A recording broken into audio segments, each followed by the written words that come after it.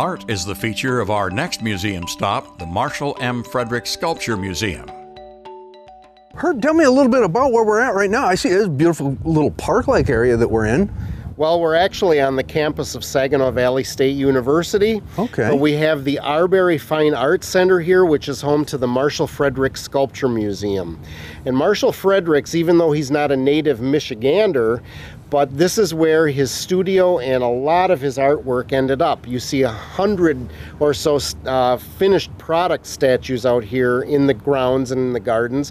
But if you actually go into the museum, there's 1,000 wonderful works of art in there, all basically in their plaster form, which were then converted into the finished bronzes that you see around the gardens and other locations across the state of Michigan. What might be a famous sculpture that he did? Probably the most famous is what we call the Cross in the Woods, and that's actually located up in Indian River, Michigan.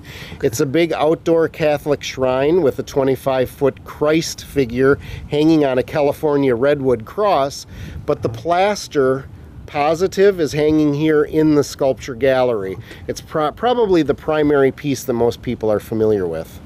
The gallery is intended as a cultural resource, and as you visit its spacious, well-lit viewing space, you'll find the exhibits and artists to be of interest to a variety of tastes.